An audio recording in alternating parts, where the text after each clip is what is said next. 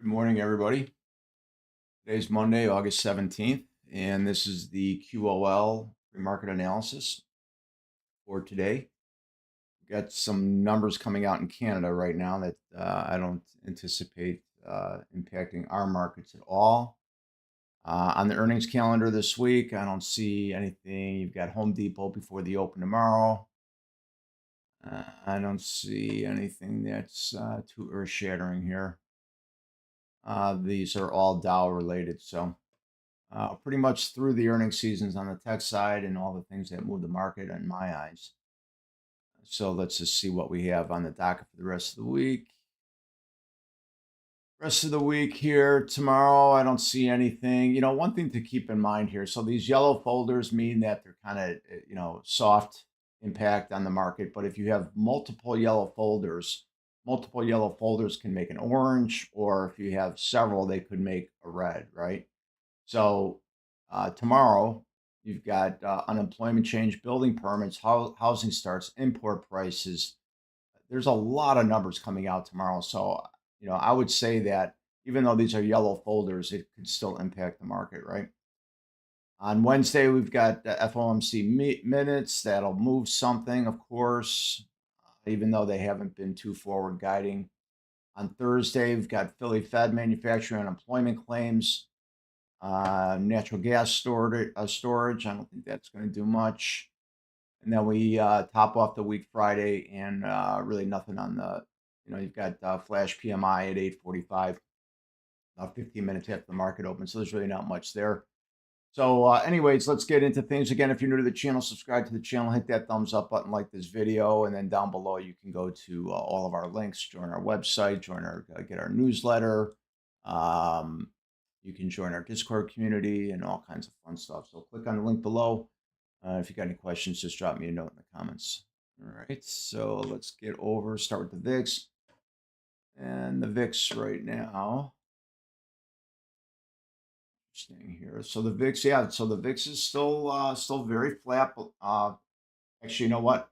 That's what I thought. I saw this one. We got a little bit of a gap up here from the close on Friday on the VIX. So things could be selling off a little bit this morning here based on the VIX. So the VIX could definitely start targeting and push their way back up into the 63, 1701 area, which is the 20 and the 50-day moving average here. So could get some sell off a little bit today. We'll see with this gap here, but this is now going to be a gap up here, right? This gap up was filled right here and down here, and it got filled here the other day. So I'm going to take that off, right? And then I'm going to draw another one here, and I'm going to just write gap up, 817 gap up. They have on the charts or while you're trading. Okay, so the VIX has been soft for quite a while, but don't forget we've been talking about these gap downs that we've had here. One from April 8th at 25.74, and we've got another one on March 30th at $30.34. March 30th is when that tenacious rally started, right? And it's been just incredible rally that people have not seen before. So, get into oil. Oil is elevated right now too. I think oil is going to start pushing its way back in the $100 range. The first target is going to be this gap down. Actually, this gap down got filled last week, so that's going to come off the charts right now. So we've got the 100-day moving average at $88.53 a barrel, and you have that gap down $90.40 a barrel from July 24th, and then of course we have one last gap down at $96.99 from May 22nd. So we're hovering right at the 20-day moving average. I would say that it's going to continue to elevate right now. We are above the 200-day moving average at 76.89 a barrel, and the 50-day moving average at 79.36 a barrel. So I would anticipate some more push to the upside on the oil here. We do have a gap up here at 71.63 from July 10th, so that's something that'll stay on the charts as well. Get over to the ES. ES, nice, made your all-time highs last week on Thursday. Now it's selling off a little bit. It's going to have to hold this 77.98 level, call it 7,800 level. If you lose that, I think we could flush it to 77.24.25 level. And if we lose that, you got a few speed zones over here that the market could really flush. It's down to the 20 at 76.31.18, which is also a previous all-time high. And then below that, We had the 50-day at 75.55. And there's also just above a previous all-time high too. So you can see these speed zones here that if the market starts to flush here, it's going to turn probably pretty quickly. Okay. SPY is going to look very similar. The SPY, I like this here. We have this gap up here from July 31st. It's 744.55. That would be an ideal pullback. Got a tiny little gap up here also. I didn't even mark it. I'm just going to actually remove that because it's sitting right at the 20 here. Got an open point of control at 757.70. So, and these previous all-time highs at 760.40. If we do get a pop and you get through the all-time highs, 779.37, you can move up. I don't have anything until you get up in here in this upper regressional trend line to 827.22 would be that level here. So you got a few levels here that can hold here. If you lose 773.89, we're probably going to flush. And we flush to 767.46. If you lose that, we're going to flush. And these here are the two-tiered speed levels here that I have on the charts here, right? So look over here. We talk about it all the time. When you have one directional, and then you lose that momentum, then it starts to flush, okay? Nasdaq on the other hand looks a little strong to me. I like the Nasdaq. Pullback I like for the Nasdaq. You know, you do have there were a few of these speed zones that already got filled here, so I would say you're lining the sand if it does flush. If you don't hold this 29,352.50, then I think this rally is going to be over a little bit because you do have something below the 20 and this low here from May 13th. You have some decent levels here. Got to hold Friday's lows here. So if you lose 30,074, these lows here from Friday will probably be pretty important. And if you lose that, you can come back into this 29,900 level. And then below that, 29,783. If you lose that, then we're flushing. 29,482.08. On the upside, going to have to regain this 30,599.75 in order to push into all-time highs at 30,975. Okay. Q is going to look similar, obviously. Same thing on the Qs. You had some nice little levels here. I would just put these levels on your charts, you know, for pullback longs, right? And if it continues to flush and push hard, then these levels are not going to hold up for you. We are well above the 20, sitting at 704.13, and the 50-day at 712.95. So same thing here, your levels.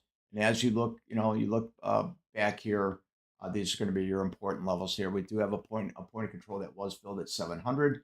I had that on there for a while. Oh, excuse me. So still elevating right now. So this is this is looking pretty good here. So if you can get through 737.43, I think you can push to the all-time high 748.65. You know, hopefully we get one last push here before the end of our August, before if there is a little bit of a sell-off that's going to be in our horizon here. So let's just get back. Yes.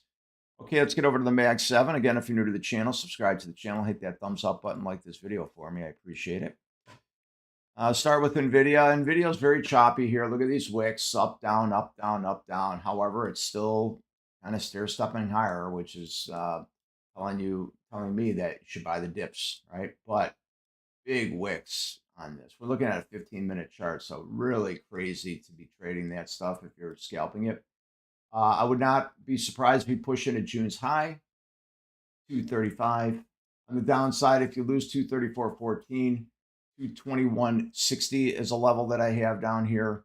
It is a high from June 4th. And then below that, we have an open point of control, 217.50. It's also sitting just below this regressional trend line here at 218.03. And then below the 216.83, we have some support at 214.30. 39, it is a July high, right? So that's something to keep in mind. Pullback longs, right? Break and retest, you break the high, and then you come back to that level for support here. So an ideal pullback would be this 214.39 level. On the upside, if you do push and you break Friday's highs, just be careful of the choppiness, but you could push into that 235. Okay, let's get over to Apple. Apple's been holding this Apple's been holding this 301.97 level that we have here. It's going to have to push through this 308.97. It's a filled point of control that we have here. It's also sitting just below the 50-day moving average, sitting at 309.19. If you do get that upward push, you can push into 316.41. Then above that is a previous all-time high at 317.40, which is sitting just below the 20-day moving average at 318.43. On the downside, if you lose 305.93, you could come and test this 301.97 level again.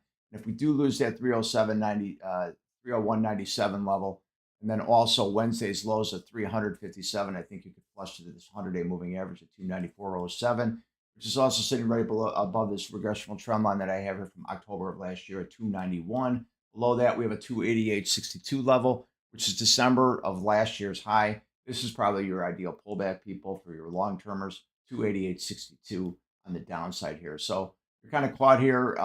Right here it's a 50-day moving average 309.19. That'll probably be the line in the sand here. Plus this upper regressional trend line here, the same one that's here from October of 2025. That's going to be your line in the sand here. So you're going to have to find a break one way or the other in order to see where the price action is going to take you. Meta is pretty soft right now. I guess they've got some trials going on right now that people are freaked out about. Got to have a fill point of control at 583.27. Filled last week. I did get a nice little purge up there. If we lose that, we've got a 578.25 low. And I think that you'd be careful over there because if you flush through that, I don't have anything till you get to this 558.32 level. It is a regressional trend line that I have here from October of last year. It also sits just above June 26 high. And then this open point of control 549.53 level that still has to be filled there for me. On the upside, you can see on the upside, we're below the 20-day. The 20-day moving average sitting at 594.67. Above that, you've got this 598.74 high from last week. And then we're also sitting below the 100-day moving average, 608. So it's weak. So when you're below your moving averages, your thesis should be pop and fades, right? Until you can really get that push and pop and hold on that level here. Google's kind of in consolidation pattern right now. We are below the 20-day moving average, sitting here at 345.42. Going to have to hold this 344.12 level in order to continue to push higher. If we lose that, I think if we lose 341.98, we flush back down here to this 338.33 level. It's just actually, you've got that 339.82. It's a low from last Wednesday. Same thing here. If you flush down there, we do have some supports down here. The 200-day moving average at 330.50. It's also a weekly high from November of last year. So I like this level also for support. So just be patient.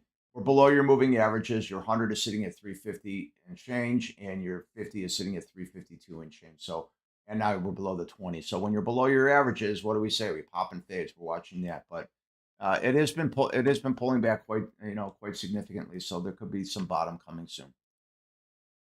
Okay, let's get over to Amazon. Amazon all last week. This is a beautiful stair-stepping down pattern. You're going to have to get above 270, 73 in order to continue to push higher and break this downward trend that we had last week.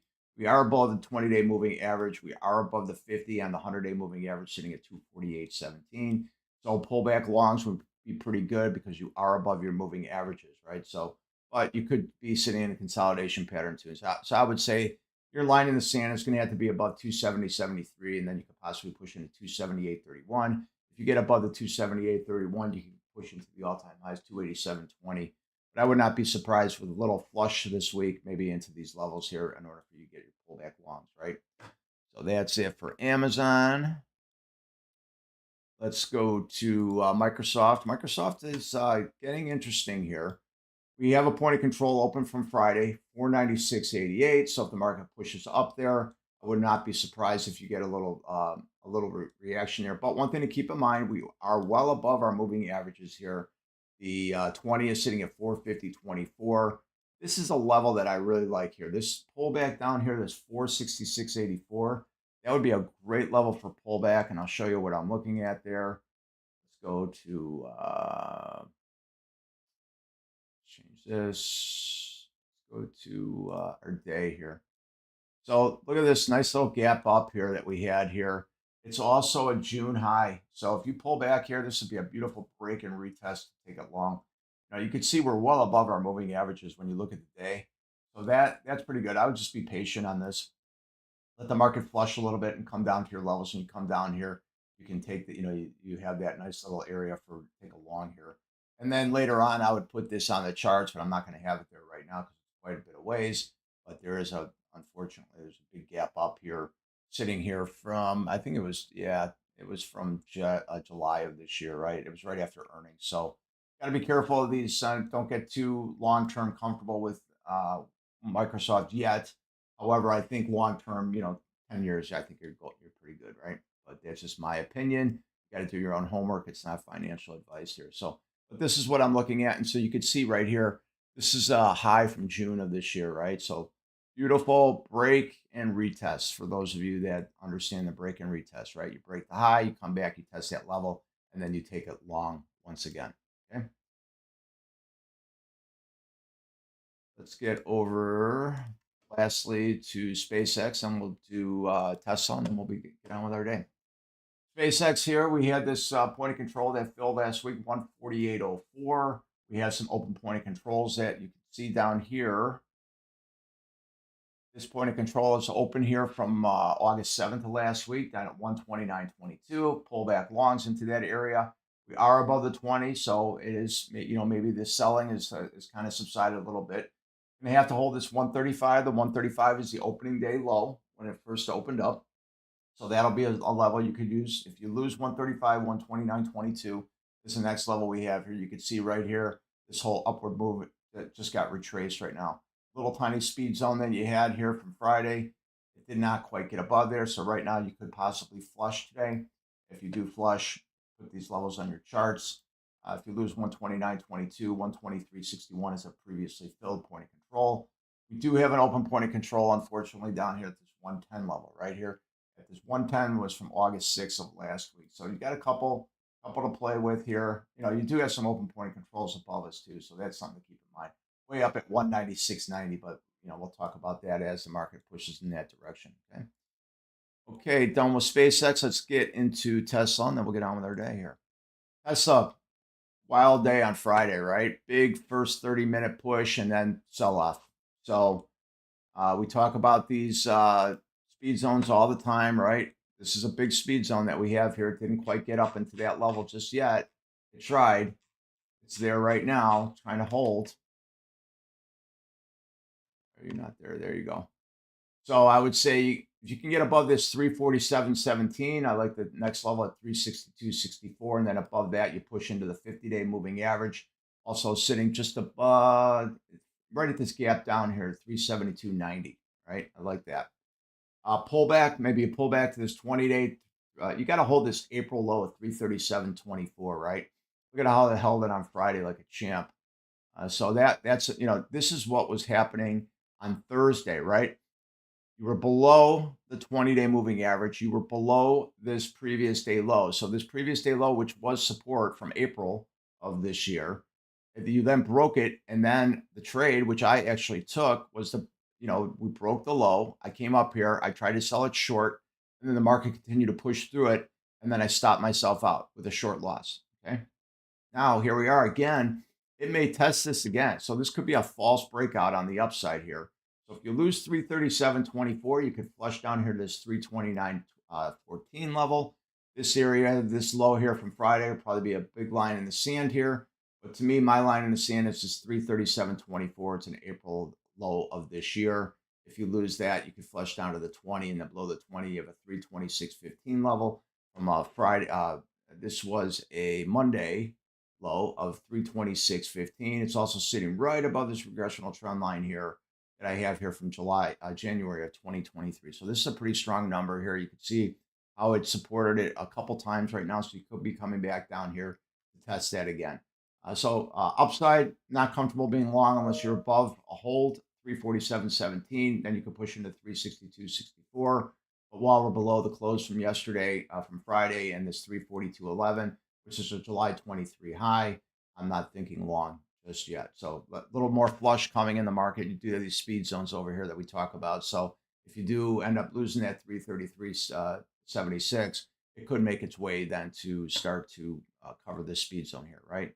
See these speed zones everywhere I talk about. Here was a sell. Boom, got covered right here.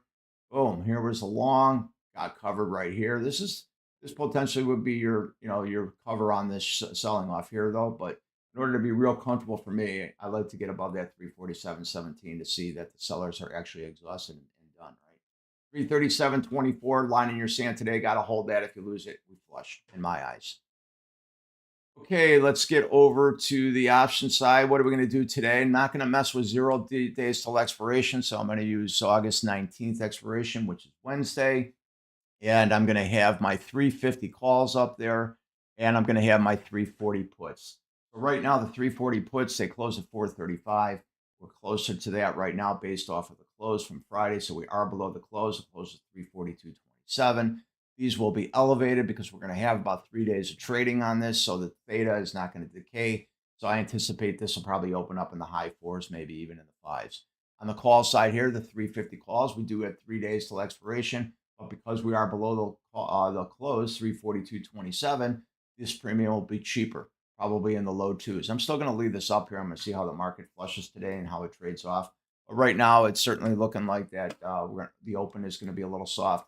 So we'll see how it translates into the market open. So anyways, that's going to be it for today. So again, if you're new to the channel, subscribe to the channel, hit that thumbs up button for me, share this video if you don't mind. And then also go down in the links below so you can join our Discord community. We do live trading from 9:30 a.m. to 11 a.m. Eastern time. That is going to change. I am doing that Monday through Friday right now, but we are, as the probably as we get closer to September, I'm just going to be doing live trading for Wednesdays. So Mondays and Wednesdays, actually. So we're going to have to watch for that. And then obviously also make sure you go to our website at QOLtrading.com and you can put your name and your email address in, and you can get get your subscription for our weekly newsletter. We put out our 22nd edition this week. And in that newsletter, we go over the market review and what's to expect in the week ahead with economic data, earnings, and geopolitical news, and then any kind of news pertaining to Mag 7s and especially with Tesla.